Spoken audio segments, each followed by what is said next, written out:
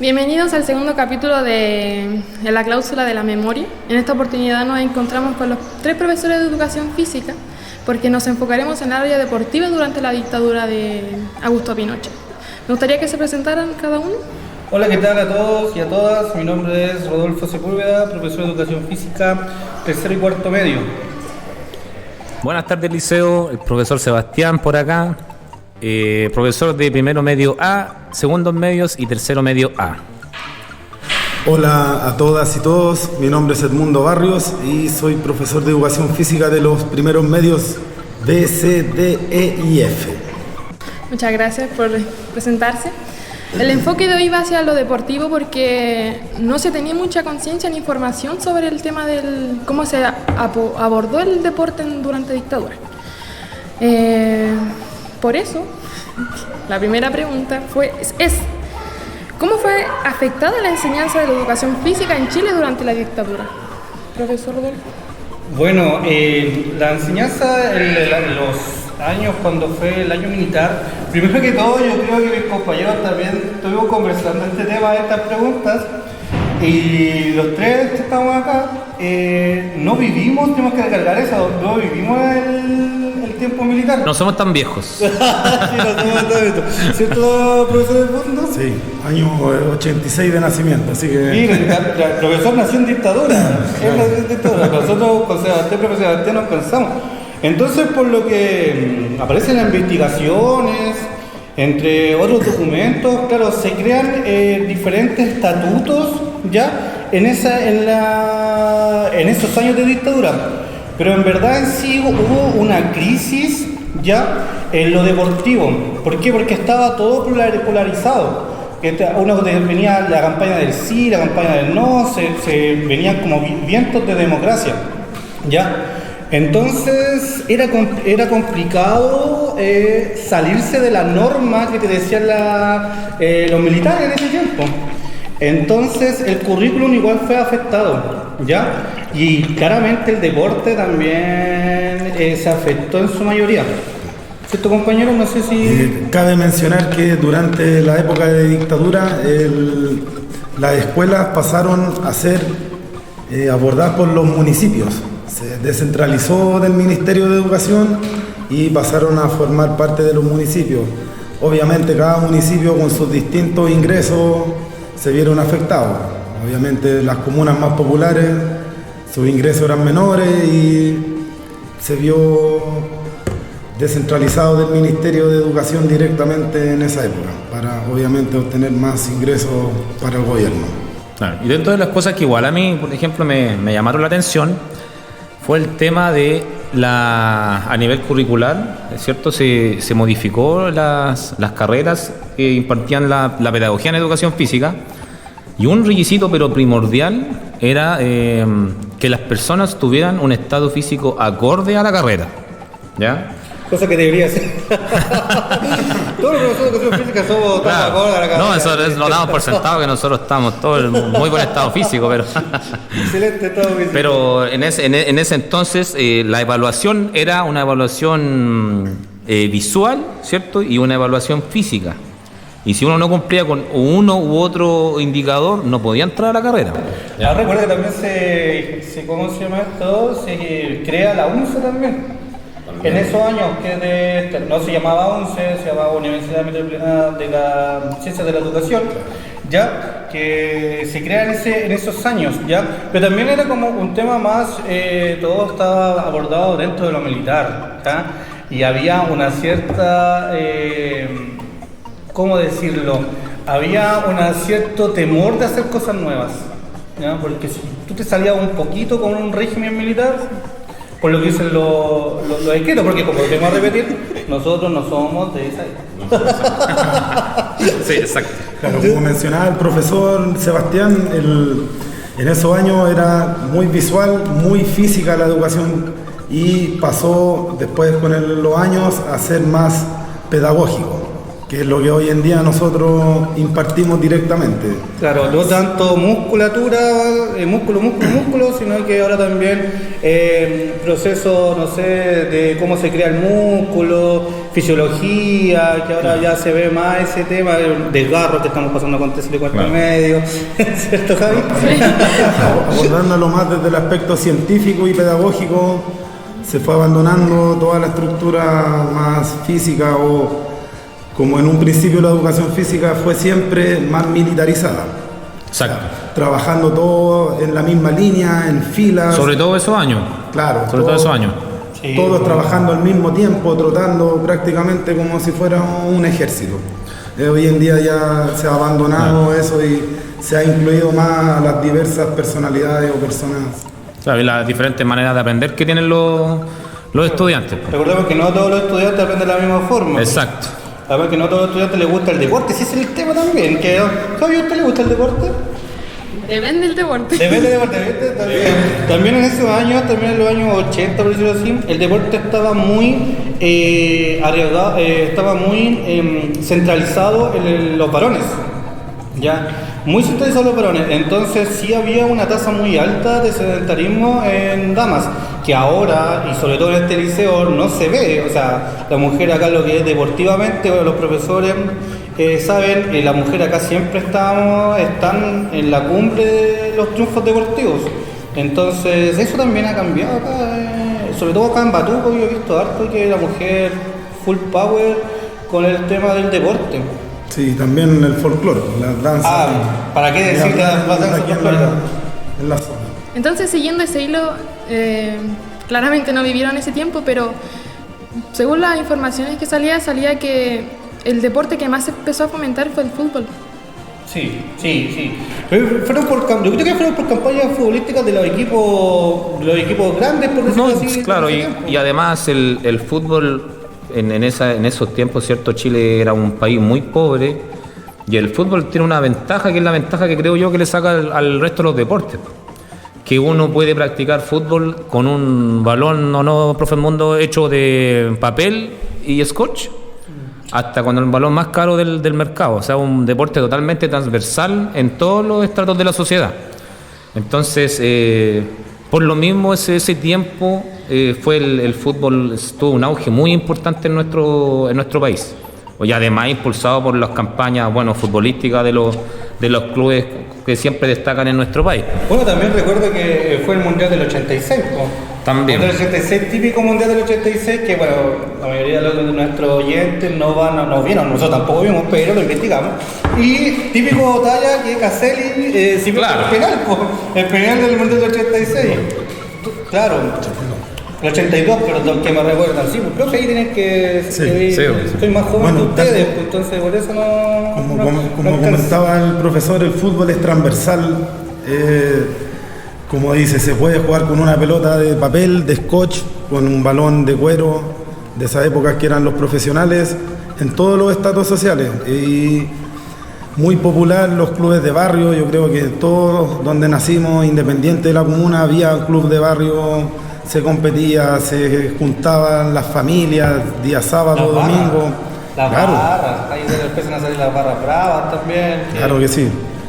Entonces, como se mencionaba, el fútbol siempre ha tenido ese carácter de ser muy social respecto a otras disciplinas que tal vez pueden ser llamadas más elitistas, como el tenis, tal vez que tiene los mejores logros también a nivel deportivo chileno. Pero el fútbol es el que se lleva el número uno, yo creo, en aspecto social desde esos años en adelante. Sí.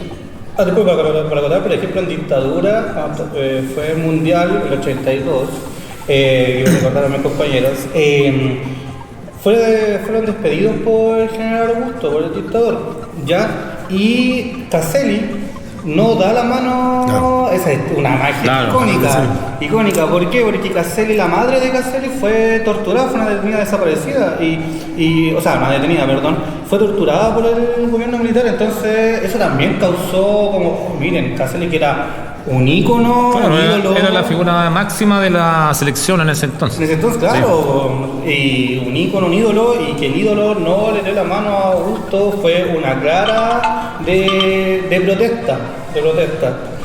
Ya, pero esas cositas que te deja el fútbol, cuando hablamos de fútbol, siempre son sabrosas porque son populares, son conflictivas también. También tuvimos, me acuerdo, el Cóndor Roja, cuando fuimos vetados, ¿cuánto? ¿8 años? Sí, Chile no participó en dos mundiales, ¿no? Proceso mundial de Italia 90 y Estados Unidos 94. 94, que nos volvimos en el 98. Dos mundiales. Pero eso pasó también y fue algo también como político, ya que como para causarle daño a Brasil, y también generó como esa fricción entre Chile y Brasil, Claro. que de hecho varios hinchas se cuentan lo que dicen los diarios en esa época, que fueron a apiedrar la embajada de Chile en Brasil. De Brasil, perdón, acá en Chile. Así que no, el fútbol siempre te da, y siempre se ha dicho que el fútbol ha sido utilizado por la política, no sé Claro. si... Y en el año, también cabe mencionar que el año 88 se realizó un mundial aquí en Chile, pues, fue el sub-20 me parece. Ah, sí, sub-20, pero... Llegamos ahí, sacamos tercer, cuarto lugar, no lo recuerdo bien. Claro. Que fue la entrada de Mirko Josic al de fútbol Mirko. chileno, Y porque ahí él después ganó, saca Colo-Colo él ganó el 91. mundial con Yugoslavia ese año y Toda la razón. Y sale Colo-Colo 91, que Claro, Colo-Colo 91 es ahí- el único equipo de Chile, hay que acabar de recordar, Por supuesto. que tiene la Copa Libertadores. De hecho, por eso se dice que el fútbol mueve masa y por eso en dictadura fue muy visto el tema de que se generaban partidos para poder tapar la prensa que salía con los detenidos desaparecidos y los derechos humanos. El caso más notorio fue el tema de que en pleno auge Chile juega solo contra que tenía que jugar contra la Unión Soviética y Ah, claro. entonces Claro. ahí fue un claro ejemplo y lo sigue tapando. Fueron muchos equipos, por ejemplo, el que más se habla es Colo-Colo.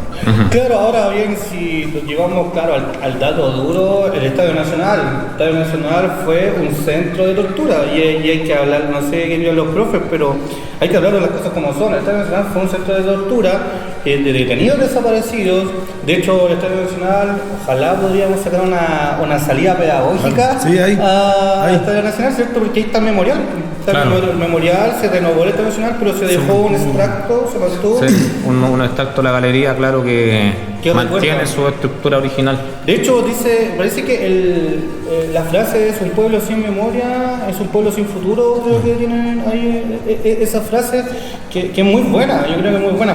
Entonces, es una lástima, sí, pero siempre puede pasar que dentro de la política usen al deporte como nexo.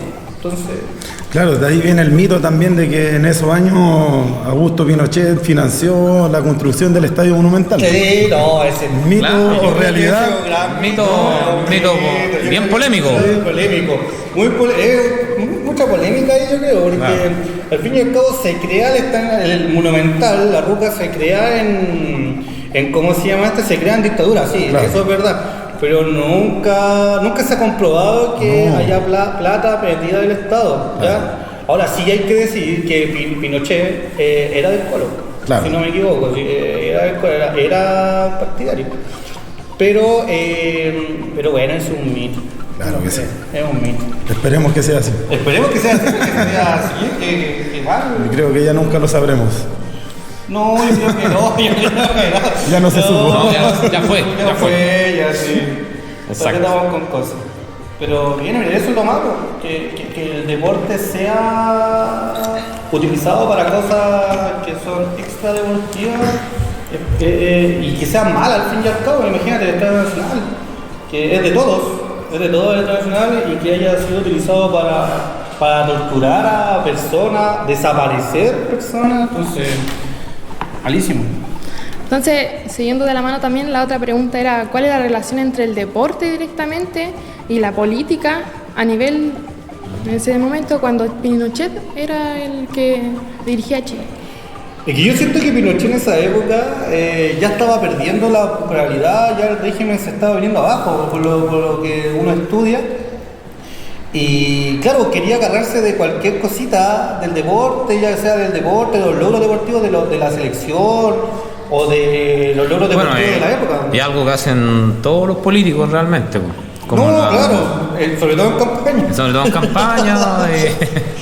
O si le toca estar, por ejemplo, no recuerdo el caso de nuestra selección, cuando fue campeona o bicampeona, siempre el presidente de la República lo recibe en la moneda, ¿cierto? Para la foto y... Claro.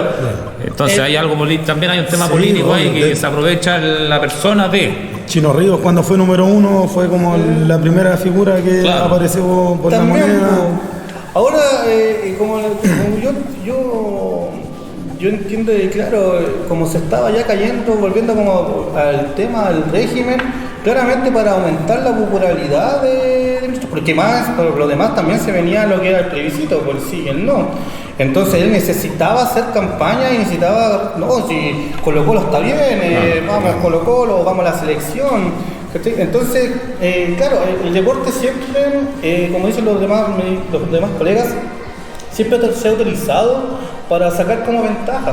Siempre, sí. Claro, sí, de hecho, también hay una otra especie de mito de que el año 73 Colo-Colo juega la final de la Libertadores contra Independiente y supuestamente esos eran los partidos que retrasaron el golpe de Estado. O sea, tal vez si Colo-Colo hubiese ganado esa copa, a lo mejor se hubiese detenido. O se había detenido, claro.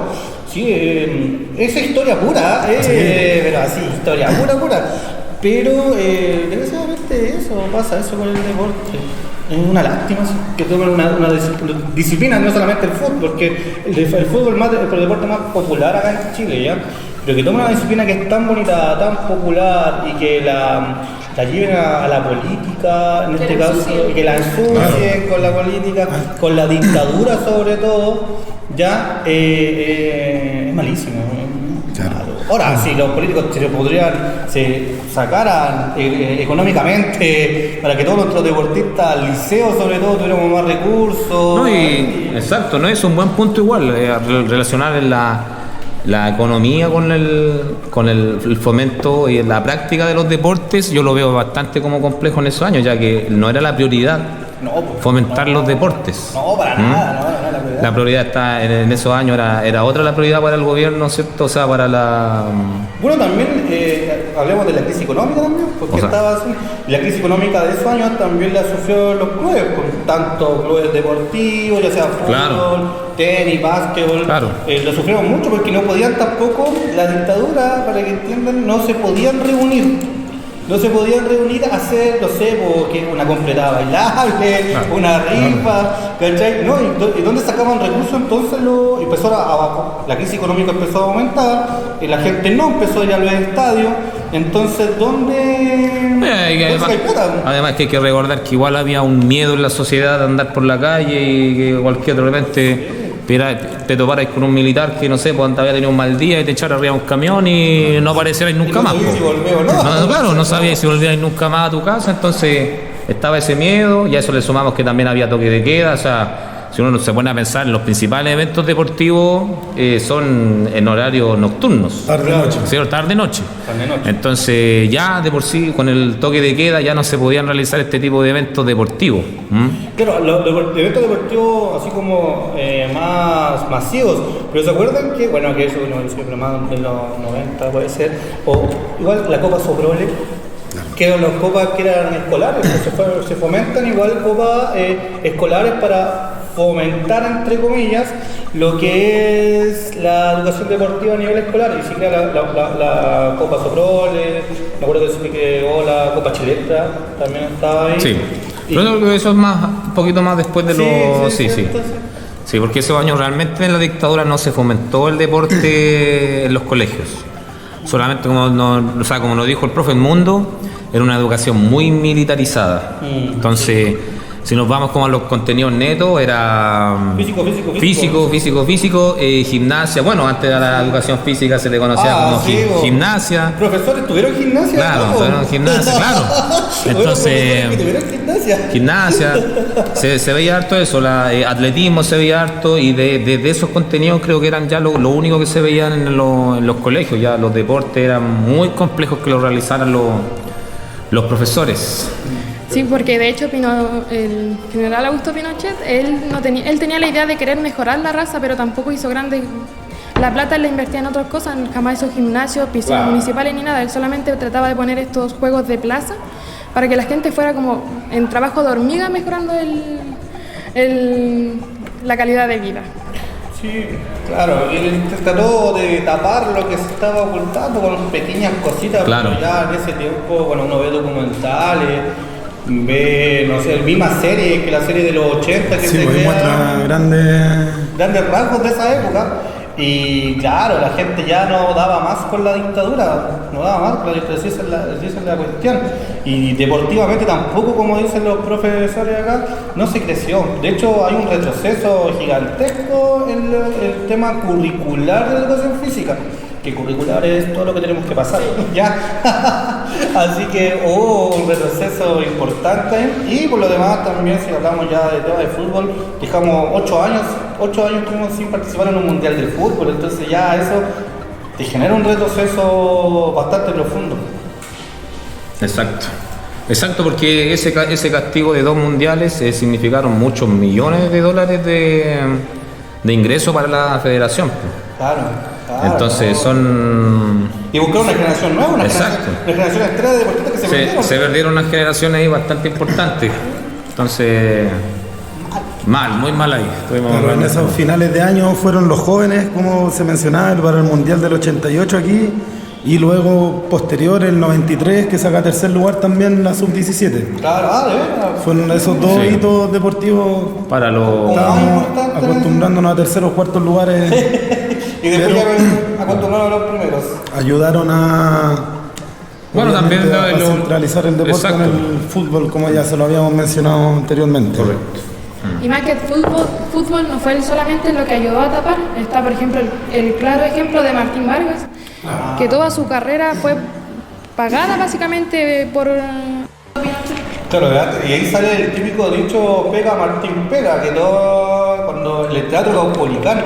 ¿Se acuerdan del programa que había antes que daban en el cine que se había una vez? Había una vez. Sí, yo lo veía. Mira, yo también. Yo también lo veía, y ahí salía pega Martín Vargas. Tengo la dicha de conocer a Martín Vargas. Él es vecino de Maipú. Yo soy de Maipú. Entonces uno lo podía, antes, ahora está viejito, sí, pero antes tú lo veías caminando por la plaza de Maipú y era igual de chiquillo. No, es un deportista que marcó época también por lo mismo. O sea, se le financió, y además los medios le cubrían todo lo que él hacía. Además, recuerda que el boxeo en ese tiempo era como estaba a la par de popularidad que el fútbol, o a veces más popular el boxeo que el fútbol. Entonces, y era por Martín Vargas, ¿ya? Bueno, eran por otros boxeadores, pero él fue el más reconocido. De hecho, dicen que a él le robaron el campeonato mundial, claro, que lo drogaron, y por eso pierde ese campeonato. Dentro de los mitos que dice el profe Edmundo. De los mitos del deporte. Cazadores de mitos, claro. El próximo podcast ese va a ser. Con todo el mundo. Pero claro, el boxeo también, como le dije, sale ese típico grito, pega Martín, pega, el teatro caupolicano, las veladas. Muy bien, las veladas de boxeo, ya pugilísticas. Mira. Aquí tenemos varios compañeros que practican deporte de combate. Sí, pues boxeo, kickboxing, tenemos varios. Sí, bueno, profesores también. Sí. Don Edmundo, profesor Edmundo, practica también. Arte marcial mixta. Ojito. Sí. Arte marcial mixta, no, está bien. Por eso Don Edmundo, ¿ya? Bueno, entonces, muchas gracias por contarnos su punto de vista, como ustedes vieron lo investigado. por parte del deporte durante la dictadura, que duró 17 años. 17 años. Muchas gracias por venir y todas las opiniones emitidas durante el podcast son de cada uno que correspondan. Entonces, adiós.